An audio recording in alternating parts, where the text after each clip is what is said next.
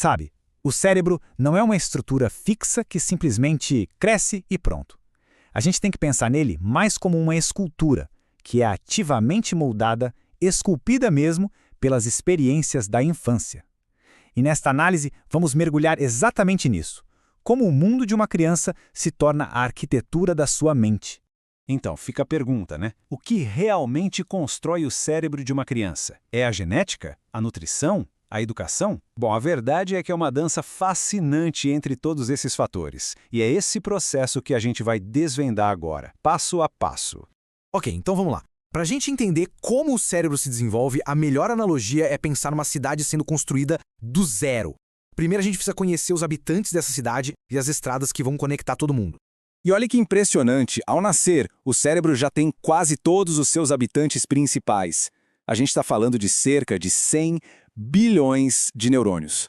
É um potencial assim imenso, como uma metrópole com todos os seus cidadãos já presentes, mas ainda sem ruas ou prédios definidos. E é aqui que a mágica acontece de verdade.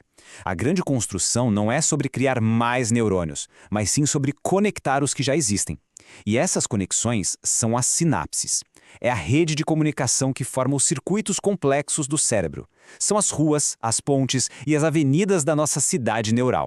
Tá, mas como essa nossa cidade decide quais ruas manter e quais simplesmente abandonar?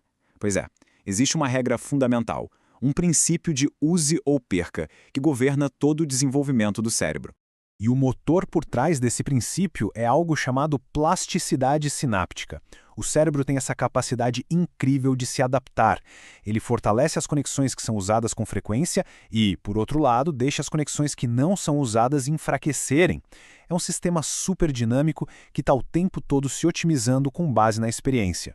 Essa imagem aqui ilustra isso perfeitamente. Em cima, a gente vê uma conexão forte, uma avenida bem movimentada. Já embaixo, uma conexão fraquinha, que, por falta de uso, é desativada. É importante entender que cada som, cada toque, cada experiência vivida pela criança está fortalecendo ativamente algumas dessas vias neurais. O cientista Donald Hebb resumiu isso de um jeito genial. Neurônios que disparam juntos se conectam.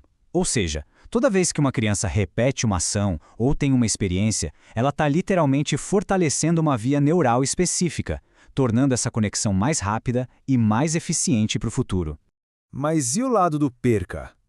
Esse processo é chamado de poda sináptica. O cérebro elimina ativamente as conexões extras, as que não são utilizadas. E, longe de ser algo ruim, isso é essencial. É como limpar o excesso de ruazinhas sem saída para criar uma rede de supervias muito mais eficiente. Aliás, tanto a falta quanto o excesso dessa poda estão associados a vários transtornos do desenvolvimento. E agora, se prepare para a escala disso, porque é incrível. Aos 2 anos de idade, o cérebro de uma criança tem cerca do dobro de sinapses que o de um adulto. É um excesso de conexões de propósito, um emaranhado de puro potencial. A partir daí, a experiência e a estimulação do ambiente é que decidem quais conexões vão ser mantidas e quais vão ser podadas, esculpindo um cérebro único. Só que tem um detalhe, o tempo aqui é crucial. Esse processo de podar e fortalecer não acontece de maneira uniforme. Existem janelas de oportunidade, períodos críticos em que o cérebro está excepcionalmente pronto para ser moldado por experiências bem específicas. Estes são os tais períodos críticos. São fases em que o cérebro precisa de estímulos ambientais específicos para desenvolver certas funções, como a visão ou a linguagem. E se o estímulo certo não chegar durante essa janela, a oportunidade de construir esses circuitos pode ser perdida para sempre. E isso tem consequências muito reais e sérias. Vamos ver 2 exemplos médicos. Com a catarata congênita, se a cirurgia não for feita bem no comecinho da vida, no período crítico, a criança pode nunca desenvolver uma visão normal, mesmo com os olhos fisicamente perfeitos.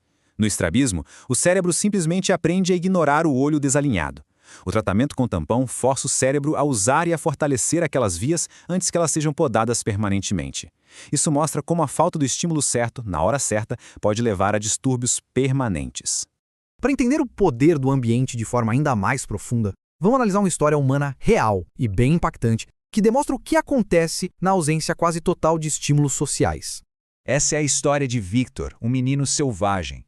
Ele foi encontrado na França lá no século XVIII, depois de viver anos completamente isolado do contato humano.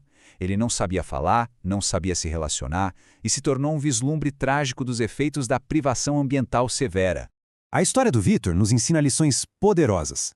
Ele nunca conseguiu desenvolver a linguagem plenamente porque o período crítico para essa habilidade já tinha passado. No entanto, com muito cuidado e estímulo, ele fez progressos notáveis em outras áreas.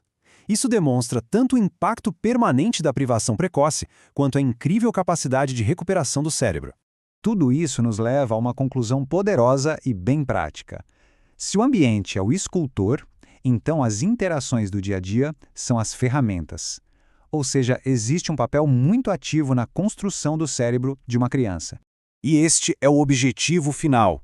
É pegar aquela rede inicial, ampla e meio desorganizada de conexões e, através da estimulação do ambiente, refinar tudo isso em caminhos precisos, rápidos e eficientes.